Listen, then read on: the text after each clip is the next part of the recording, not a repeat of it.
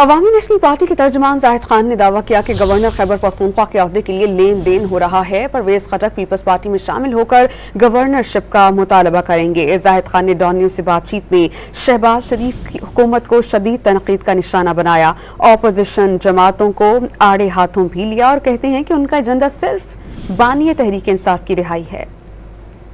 सौदा अपना कर रहे पीपल पार्टी के साथ और वो कहेगा कि जी मुझे तो बर्बाद किया, तो मुझे अभी आगे ये जो भी होगा वो सौदाई होगी। अभी जो चीज़ मर्जी बन जाए, जो सेनेटर साहब आए हुए हैं या हमारे पार्लियामेंट है, क्या फ़ायदा? जो वजीर और जो मशीर बने हैं उनका क्या? जब एक प्राइम मिनिस्टर के पास कोई इख्तियार नहीं होते तो आगे किसी के पास और क्या इख्तियार होगा? तो ये मौजूदा जो अपोजिशन जिसको आप समझते हैं, ये तो एक बात पे इलेक्शन लड़के आए हैं कि ये हमने इमरान खान को रिहा करवाना है। उनका और कोई काम न किसी ने करना है, न मुल्क के लिए सोचना है, ना उसके लिए मईशत के लिए सोचना है।